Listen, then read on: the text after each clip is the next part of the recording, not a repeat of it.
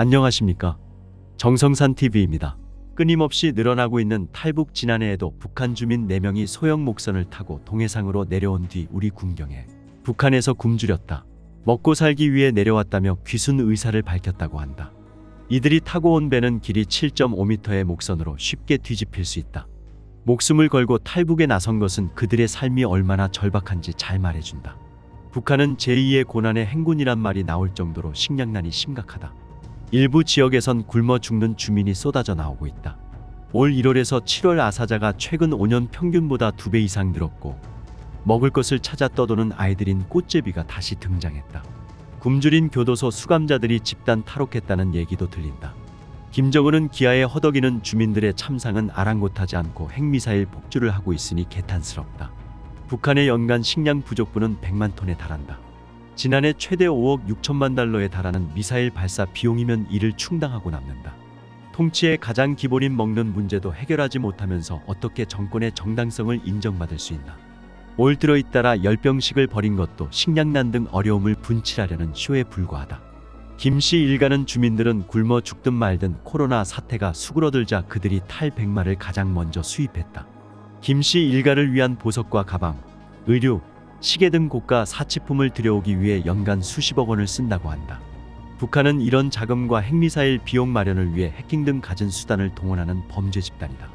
아사자가 속출하고 살기 위해 탈출 행렬이 이어지는데도 김정은이 훔친 돈으로 전쟁 준비를 외치며 대량살 상무기 개발에 올인하는 것은 그가 내세운 인민대중 제일주의가 허상에 불과하다는 것을 여실히 보여준다. 이런 암울한 실상을 보고도 김정은에 대해 우리 사회에선 생명 존중 의지의 경의를 표한다고 하고 계몽 군주라고 칭하거나 충성 맹세문을 보내는 등 망상에 젖은 세력이 있다. 도저히 정상이라고 할 수 없다. 정부는 북한 인권 개선도 강조해왔다. 그러나 현재 한국에서 살아가는 탈북민들은 동요하고 있다. 최근 경찰이 북한 가족 송금을 수사하면서 여러 탈북민이 수사 기소 대상에 오르고 있기 때문이다. 남북 분단 속 위험을 무릅쓰고 한국에 넘어온 탈북민들은 가족 송금 수사가 자신들을 다시 벼랑으로 내몬다고 호소한다. 탈북민 A씨는 가족의 생존을 위해 돈을 보내는 게 범죄라면 가족이 살아있는 한나는 계속 범죄를 저지를 수밖에 없다고 했다. 다른 탈북민 B씨는 자유를 찾아 한국에 왔는데 가족에게 돈 보내는 것을 수사하다니 이게 과연 자유가 맞느냐고 했다. 50대인 A씨는 1998년 북한에 가족을 둔 채 탈북한 뒤 한국에서 10년째 사는 탈북민이다. 남한과 북한, A씨와 가족의 몸은 멀리 떨어져 있다. 보고 싶어도 만날 수 없다. 하지만 가족의 연은 쉽게 끊어지지 않는다. 이 연을 잊게 해주는 것이 바로 송금이다. A씨는 탈북한 이래로 줄곧 북한에 있는 가족에게 조금씩 돈을 보냈다. 지난 6월 26일 기자와 만난 A씨는 나 혼자 잘 먹고 잘 살겠다고 탈북하는 사람은 거의 없다. 대부분은 돈 벌어서 가족을 먹여 살리겠다는 생각으로 탈북을 한다며 나도 가족들이 굶고 있는 것을 보면서 탈북했기 때문에 매해 분기마다 반년마다 송금했다고 말했다. 그런 A씨는 지난해 갑자기 경찰에 연락을 받았다. 경찰은 A씨가 2021년 송금 과정에서 2달간 탈북민들 돈을 모아 중국 지인을 통해 환전한 것을 문제 삼았다. 이른바 환칙이라는 것이다. A씨는 처음에는 이재명이 대북 송금 건으로 문제되니까 탈북민들도 건드리나 보다 이러다 말겠지라며 대수롭지 않게 생각했다고 한다.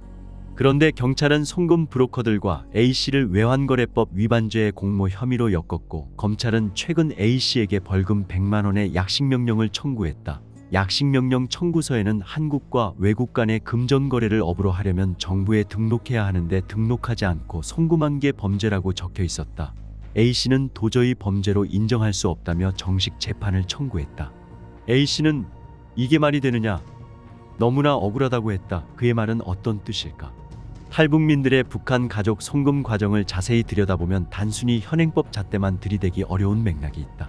북한 송금은 2000년대 초중반부터 시작된 것으로 알려진다. 1990년대 말 북한의 고난의 행군 시기 이후 탈북민들이 대거 남한으로 넘어왔다. 탈북민들은 북한에 남은 가족에게 연락하고 돈을 보낼 방법을 찾았다. 합법적인 방법은 없다. 북한엔 한국과 같은 일반 은행이 없고 북한 가족들은 은행 계좌가 없다. 남북교류협력법에 따르면 물품은 통일부 장관 승인을 받아 남북 간에 주고받을 수 있지만 돈은 명시적 규정이 없다. 물품도 남북교류라는 게 가능할 때의 이야기다. 남북 갈등으로 교류가 단절된 상황에서는 어느 것도 오가기 쉽지 않다. 그래서 탈북민과 북한 가족을 연결하는 브로커가 생겼다. 북한 송금 구조를 잘 아는 이들의 말을 종합하면 송금은 3, 4단계를 거쳐 이루어진다. 먼저 북한의 가족으로부터 돈을 보내달라는 연락이 온다. 국경 지역에 거주하면 직접 전화가 오기도 한다. 그러면 브로커가 알려준 한국 계좌번호로 돈을 보낸다. 돈을 받은 한국 브로커는 중국 브로커에게 보낸다.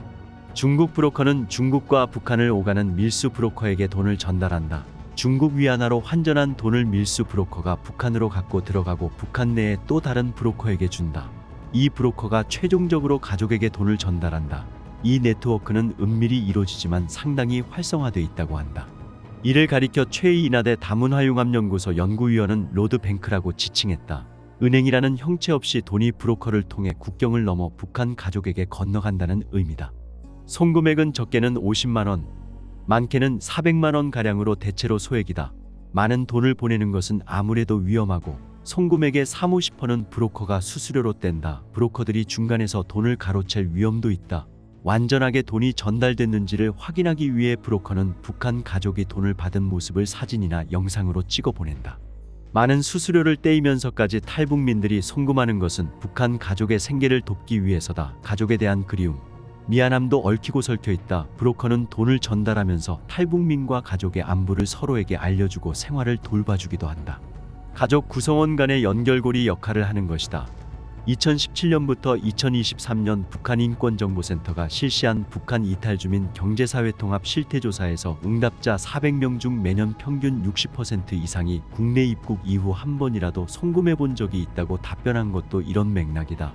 2022년엔 응답자의 66.2%가 송금을 해봤다고 답했다. 이 송금 문제로 졸지에 피고인이 된 A씨는 조만간 재판에 나가야 한다. A씨의 말이다. 엄마가 돌아가셨는데 제가 그걸 몰랐어요. 엄마가 아프다고 해서 돈을 보냈는데 동생이 엄마 죽음을 숨긴 거예요. 엄마가 돌아가셨다고 말하면 제가 돈을 안 보낼까 봐요. 이게 우리 가족에만 생긴 일이 아니에요. 하도 돈에 대해 각박하다 보니 탈북민 가족들에게 이런 일이 많아요. 나중에 사실을 알게 됐는데 엄마 죽음 갖고 장난친 건가 싶어 분하고 속상해서 돈을 한동안 안 보내고 연락을 끊었다가 가족, 형제들이 굶어 죽을까 봐 다시 연락을 했어요. 제가 돈을 안 보내니 굶어 죽기 직전이더라고요. 북한은 장사할 능력이 없고 권력이 없는 사람들은 앉은 자리에서 굶어 죽어야 해요. 그걸 보면서 어쩌겠어요. 다시 돈을 보내야죠. 탈북민들에게 송금은 생존이 걸린 문제예요. 송금 문제로 수사 대상이 된 것은 A씨뿐만이 아니다. 지난 4월 말 경찰 안보수사대 관계자 8명이 압수수색을 한다며 B씨의 사업장에 갑자기 들이닥쳤다. 50대인 B씨는 2003년 임신 6개월인 아내와 함께 탈북해 20년 넘게 한국에서 산 탈북민이다. 경찰은 B씨의 몸을 수색하고 휴대전화를 가져갔다. 사무실과 집도 구석구석 뒤졌다. 압수수색 영장에 적인 죄명은 외국환거래법 위반. 경찰은 B씨의 아내가 B씨 통장으로 탈북민들에게 돈을 받아 송금 브로커에게 보내준 것을 문제 삼았다. 지난 7월 9일 기자와 만난 B씨는 북한에서 굶어 죽을 걱정은 하지 않을 만큼 생활이 괜찮았지만 자유를 찾아서 한국에 왔다고 말했다. 그는 한국은 나 스스로만 열심히 살면 북한에서 왔든 어디서 왔든 따지지 않는 나라라고 생각했다. 독재국가에서 일해봤지만 거기는 해봤자 대가가 없잖아요. 그런데 여기는 아니죠. 일할 게 없나요? 뭐가 없나요? 여기는 정말 천국이라고 해도 과언이 아닙니다. B씨는 계절이 바뀌는 것을 모를 정도로 주말, 명절 가리지 않고 일했다. 그러면서 북한에 사는 장인 장모에게 돈을 조금씩 보냈다. 브로커를 통해 장인 장모가 어떻게 지내는지, 건강은 괜찮은지 등의 소식을 전달받았다. 이제 B씨는 한국에 완전히 정착했다. 하지만 경찰의 압수수색 후 그는 한국을 보는 관점이 달라졌다고 했다. B씨의 말이다. 압수수색은 너무 황당한 일이었어요. 이게 과연 자유인가 싶더라고요. 탈북자들이 돈 조금 보내는 게 대한민국 안보와 무슨 상관이 있는지, 경찰 안보수사대가 이런 수사나 하려고 있는 곳인지 참. 뒤지다 보면 간첩 같은 것 하나 나오겠지.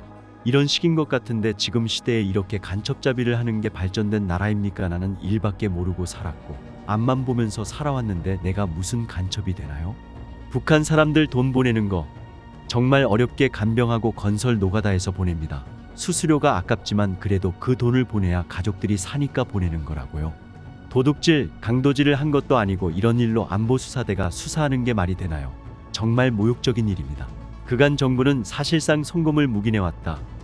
이 때문에 A씨와 B씨 모두 송금 문제로 처벌될 수 있다고는 전혀 생각지 못했다고 했다.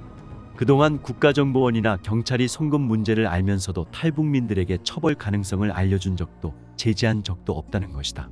경찰이 브로커만 잡는다는 이야기도 있지만 결국 브로커 없이는 송금할 수 없어서 브로커를 잡으면 송금 길은 막히게 된다. A씨가 말했다. 가족에게 생활비를 보냈다고 탈북민은 죄인이 됐어요. 우리는 도관에 든 쥐예요. 북한 가족들은 돈을 보내라고 난리고 여기에서는 돈을 보냈다고 난리고 어떡하라는 건가요? 안 되는 거였으면 처음부터 완전히 막든지 아니면 합법적인 방법을 만들든지 무슨 대책을 만들고 나서 죄를 따지든지 해야죠. 문제는 다시 이 죄를 안 짓는다는 보장이 없다는 거예요. 저는 제 죄를 씻기도 전에 또 동생한테 돈을 보내야 해요. 어떻게 해야 하나요? 나는 또 죄를 지을 수밖에 없어요. 북한에 가족이 있는 한 국민의힘 당원이었다는 B씨는 이런 일이 보수를 표방하는 윤석열 정부에서 벌어진 것에 더욱 화가 난다고 했다. B씨가 말했다. 왜 국민의힘 정권에 들어와서 이런 수사를 하는지 도저히 이해를 못하겠단 말이죠. 민주당 정권을 왜 안 좋게 봤냐면 한국에서 북한에 물자를 주면 일반 북한 주민들은 보지도 못하거든요. 그런데 북한에서는 탈북자들 돈 들어오는 것을 엄청나게 막으려고 합니다. 정권이 무너질까 봐요. 그런 상황에서 송금을 막는 것은 오히려 국민의힘이 북한하고 공조하는 역할이 되는 거예요. 국민의힘은 통일을 바라는 게 맞나요? 그는 송금 수사를 하는 정부가 최근 국내 일부 단체의 대북 전단 살포를 방치하는 것도 비판했다. 북한 인권을 위해서 삐라를 보낸다는데 제가 보기엔 도움 안 됩니다. 북한 주민들이 삐라를 받지도 못하고 삐라를 받는다 한들 그걸 가져가서 볼 수 없는 사회니까요. 북한을 자극해서 남북관계가 긴장돼야 정치적으로 이득이니까 그러는 것으로밖에 안 보여요. 오히려 변화는 북한 주민에게 가는 돈이 만듭니다. 돈은 사람의 정신을 바꿔놓잖아요. 통일법을 연구해온 한명섭 변호사가 말했다. 가족 간의 생계비를 인도적으로 보내는 것은 처벌할 가치가 없죠. 탈북자들이 개인적으로 돈을 보낼 방법이 없으니까 브로커를 찾는 것이고요. 합법적인 방법이 있는데도 불법적으로 한다면 처벌해야겠지만 합법적인 방법이 없습니다. 또 처벌하려면 사전에 계도를 해야 했습니다. 쭉 있던 것을 뻔히 알면서도 정부가 가만히 있었다면 직무유기이고요. 앞으로 낱낱이 다 찾아서 처벌할 것인가요? 아니면 합법적인 길을 열어줄 것인가요? 하태경 전 국민의힘 의원은 지난해 11월 페이스북에 글을 올려 북한 내 탈북자 가족들은 국내 입국 탈북자들이 보내주는 돈으로 먹고 사는 사람들이기 때문에 대부분 친한파라며 송금 수사는 사실상 김정은 정권 좋은 일만 시켜주는 것이라고 비판했다. 최 연구위원은 송금을 가족 간의 교류 비용이자 통일 비용으로 분석한다. 최 연구위원의 말이다. 송금의 사회적 의미는 커요. 이주민들은 수시로 전화를 하고 돈도 마음대로 보낼 수 있죠. 그런데 탈북자들은 그게 가능하지 않아요. 목소리를 듣고 싶다고 전화를 아무 때나 할 수 있는 게 아니에요. 부모가 아파도 마지막에 숨을 거두는 것조차 가서 볼 수가 없죠. 남북관계 때문에요. 최소한의 교류는 있어야 하는데 송금은 내가 돈을 지불할게, 나에게 전화해줘 방식의 교류 비용으로 작용합니다. 또 한국에서 탈북민들이 북한 주민에게 직접 송금을 한다는 점에서 탈북민이 먼저 통일 비용을 지불한다는 의미도 있습니다. 정부가 북한에 주는 돈과 달리 더 와닿는 지원을 하는 셈이죠. 탈북민을 이산가족으로 보고 인권의 관점에서 지원 정책을 마련해야 한다는 의견도 나온다. 탈북민은 자발적으로 가족을 떠났기 때문에 이산가족이 아닌 것처럼 보일 수 있지만 남북 분단이라는 현실 속에서 생존을 위해 억압적인 정치체제를 견디지 못해 탈북한 점을 고려하면 탈북민도 이산가족이라는 것이다. 남북이산가족법도 남북이산가족을 이산의 사유와 경위를 불문하고 남한과 북한으로 흩어져 있는 8촌 이내의 친척, 인척 및 배우자 또는 배우자였던 자로 정의해 탈북민을 이산가족에서 배제하지 않는다. 대한변호사협회 북한이탈주민 법률지원위원회는 A씨 사건을 공익소송으로 무료 변론하기로 했다. 변호인단 중 한 명인 박원현 변호사는 20여 년 넘게 많은 탈북민이 송금을 해왔는데 지난해 올해 들어 집중적으로 수사와 처벌이 이뤄지고 있다며 가족과 연락하고 정을 나눌 수 있는 권리는 기본적 인권이라는 점에서 탈북민들의 가족 송금은 정치적 목적을 달성하기 위해 북한 당국 측에 돈이 들어가는 것과는 완전히 다르다. 송금 문제는 인권적 차원에서 접근해야 한다고 했다. 정성산TV 좋아요, 구독, 알림은 큰 힘이 됩니다. 후원해주시는 모든 분들께 가열차게 멸공.